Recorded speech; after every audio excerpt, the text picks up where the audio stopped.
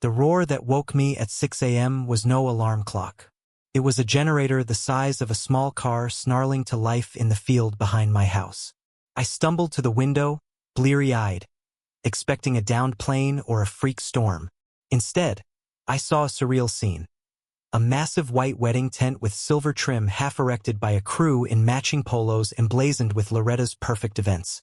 Workers hammered stakes into my private land, an acre of soil testing ground and occasional shooting range.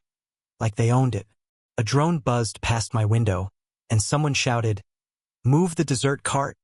It's blocking the aisle!" This wasn't HOA property or a public park. This was my land, and someone had turned it into a wedding venue without so much as a phone call. I threw on a jacket and boots, stormed outside, and was hit by a wave of diesel fumes and artificial lavender. A guy stringing fairy lights on a rented palm tree nodded like I was part of the setup. "What the hell's going on?" I demanded. A cheerful worker grinned. "We're ahead of schedule. The bride's sister wanted us here at dawn." Before I could ask who that was, Loretta Hayes appeared, striding across my field like a general. Sunglasses perched on her nose, clipboard in hand, she barked orders with the confidence of a Hollywood director. Spotting me, she made a beeline, her smile dripping with fake charm. "Morning, neighbor," she chirped, her tone barely hiding smugness. "Perfect day for a celebration, isn't it?" I blinked, words catching as she plowed on. "The HOA greenlit this weeks ago. We're just borrowing the community space for my sister's wedding. A few hours, tops." She gestured at the tent like I should thank her for the spectacle.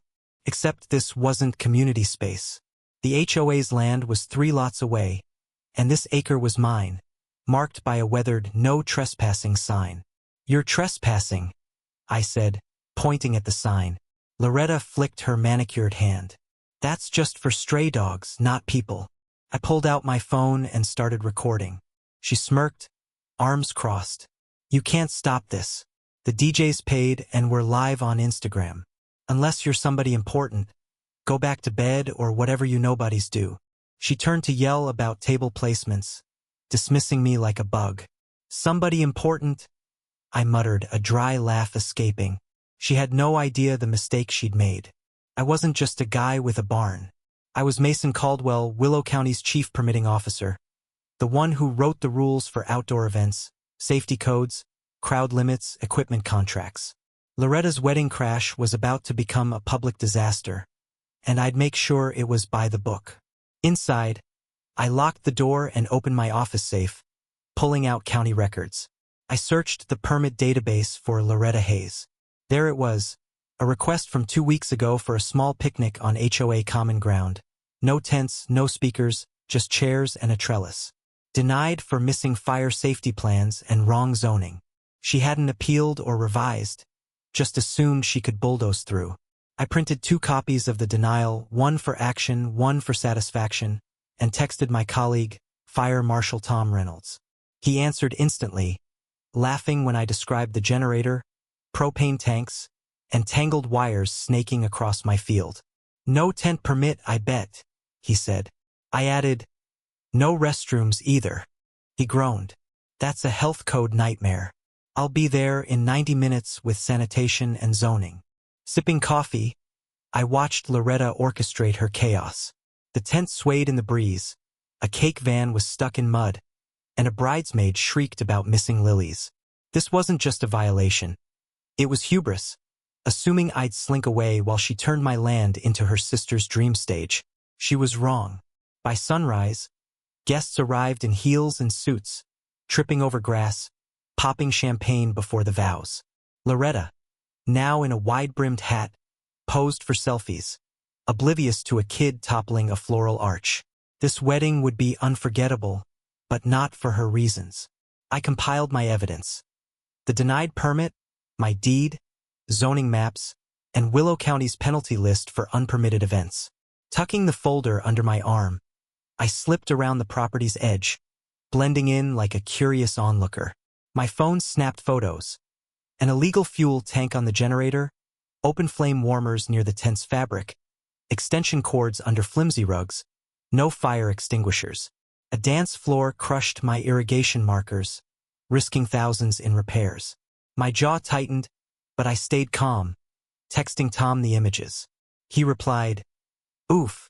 I looped in Zoning Officer Lisa Harper and Sanitation's Mike Torres, both familiar with Loretta's HOA stunts. They agreed to a multi-agency review, code for a shutdown if violations were confirmed. My drone, launched discreetly from the barn, captured aerial proof. Cars clogging the access road, propane tanks against the tent, and the clear boundary showing this was my land, not the HOA's. Guests in pastel dresses and linen jackets milled about, fanning themselves with programs bearing the bride's name. I recognized some from HOA meetings where Loretta steamrolled dissent. Her empire of entitlement was about to collapse under her own tent. Tom's SUV pulled up, followed by Lisa's sedan and Mike's sanitation truck. 3 officials, clipboards in hand, moved with quiet authority. I stayed on my porch, watching like a chess player who'd just checkmated. Tom asked a caterer for their flame permit. "What permit?" the guy stammered. Lisa photographed the generator's fuel tank. Mike inquired about restrooms and was told guests would use the HOA clubhouse blocks away, not part of the event. Loretta noticed, her face reddening as she charged over. "Who ordered this inspection?" she demanded. Tom said coolly, "Citizen complaint and visible violations." She pointed at me, venom in her eyes. "He's harassing me. This is private." Lisa unfolded a land registry with my name. "This is Mr. Caldwell's property. You have no permission here, and your contracts claiming otherwise suggest fraud."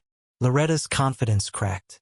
Mike added, "No restrooms for dozens of guests. That's a health risk." Tom chimed in, "Unshielded flames. No extinguishers. Fire hazards everywhere." The bride, radiant in white, emerged from the tent, confused. "What's happening?" Loretta tried whispering, but her sister's voice rose. "You said this was approved. You swore it was public land." Guests whispered, some filming. The bride's face fell. "You promised, Loretta." Lisa explained the shutdown for safety and legal reasons. I nodded to the bride. "You're not at fault, but this can't continue." The DJ unplugged his gear as the generator was ordered off. Loretta argued, but the tide had turned. Guests milled awkwardly, unsure whether to stay or flee. Loretta clapped, shouting, "It's fine. Just a mix-up." Her voice broke. Nobody bought it. She stormed toward me. "You ruined my sister's dream because you're bitter. Nobody invites you to anything." I held up the denied permit. She glanced at it, muttering, "That's fake." Lisa stepped forward. "I signed it. It's real." Tom added, "Your fire hazards alone end this."